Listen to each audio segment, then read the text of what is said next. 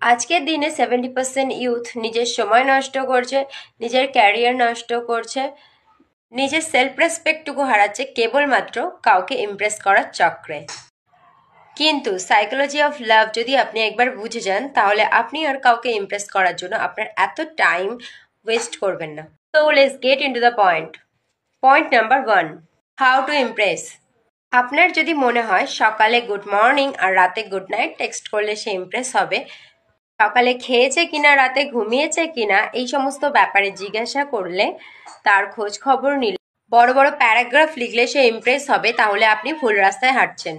এছাড়া রোজ, flower, chocolate এসব দিলে তার মন গলে যাবে, তাহলে আপনি ভ্রমের মধ্যে বেঁচে আছেন। তো don't do something, be something. অর্থাৎ কাউকে ইমপ্রেস করার জন্য কিছু করতে হবে না, বরং নিজেই কিছু করুন। সোশ্যাল ডমিনেন্স ক্রিয়েট করুন। একটা পার্টিকুলার গ্রুপে আপনার কতটা রেসপেক্ট রয়েছে, লোক আপনাকে নিয়ে কি ভাবে, এটাই আপনাকে ইমপ্রেসিভ বানায়। অনেক ফ্রেন্ডস গ্রুপের মধ্যে আপনি দেখে থাকবেন, একজন খুব সুন্দর অ্যাট্রাকটিভ আর একজন আনহেলদি ফ্যাটি, কিন্তু বহু বছর ধরে তারা একসাথে থাকে। তার কারণটা শুধু কি টাকা? মোটেই না। সাপোজ একটা ফ্রেন্ড সার্কেলে একটা ছেলে খুব সুন্দর গিটার বাজায়।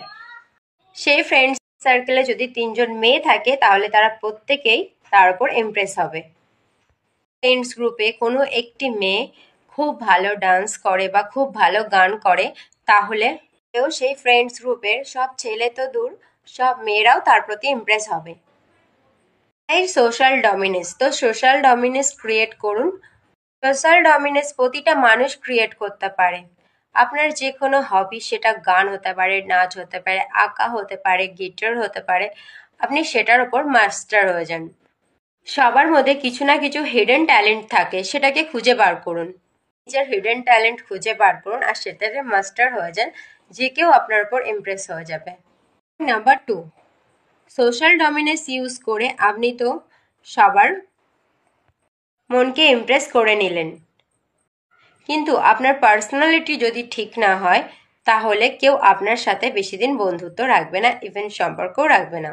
ধরুন আপনি দুনিয়ার সব থেকে ধনী মানুষ, আপনার কাছে টাকা পয়সা, ধন সম্পদ সবকিছু আছে, কিন্তু আপনার পার্সোনালিটি ভালো না, সেক্ষেত্রে আপনাকে সবাই মন থেকে কখনোই রেসপেক্ট করবে না। আপনি যেমনই দেখতে হোক না কেন, আপনার সাথে কেউ যদি ভালো ফিল না করে, তাহলে সে কখনোই আপনার সাথে থাকবে না।